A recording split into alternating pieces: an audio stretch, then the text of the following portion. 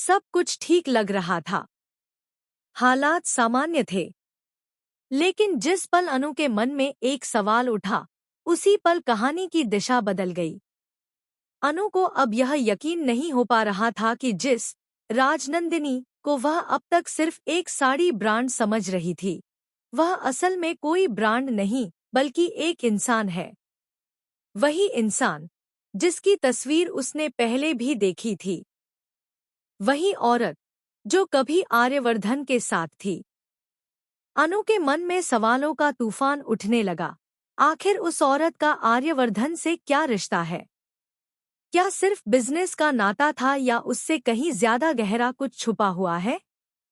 इन्हीं सवालों के बीच आर्यवर्धन खड़ा था, चुप, परेशान और अपने ही अतीत से जूझता हुआ। बहुत दिनों से वह सच को छुपाए हुए था। वही सच जिसकी वजह से वह अनु से अपने दिल की बात नहीं कह पा रहा था। वही सच जिसकी वजह से हर सवाल पर वह बचने की कोशिश करता रहा।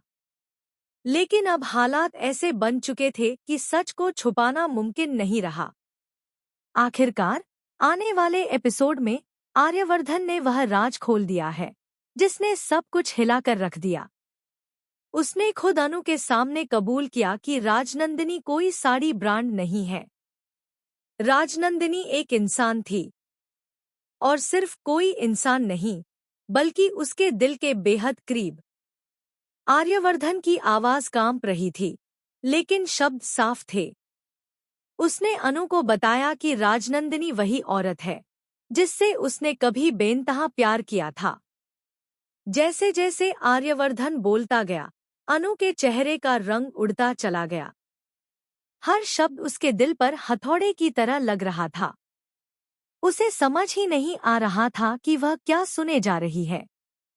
आर्यवर्धन ने आगे कहा कि वह सब कुछ बताने से डर रहा था, क्योंकि उसे लगता था कि अगर यह सच सामने आया तो वह अनु को हमेशा के लिए खो देगा। लेकिन कहानी यहीं नहीं रुकी।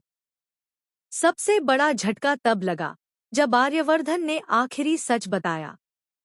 उसने कहा कि राजनंदिनी सिर्फ उसका प्यार नहीं थी, बल्कि उसकी पत्नी थी।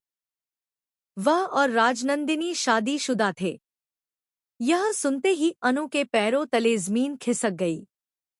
उसकी आंखों के सामने अंधेरा छा गया और वह वहीं बेहोश होकर गिर पड़ी। अनु को बेहोश होते देख आर्यवर्धन भी घबरा गया। वह समझ नहीं पा रहा था कि क्या करे। जिस सच को उसने इतने समय तक छुपाए रखा, वही सच अब अनु को तोड़ चुका था।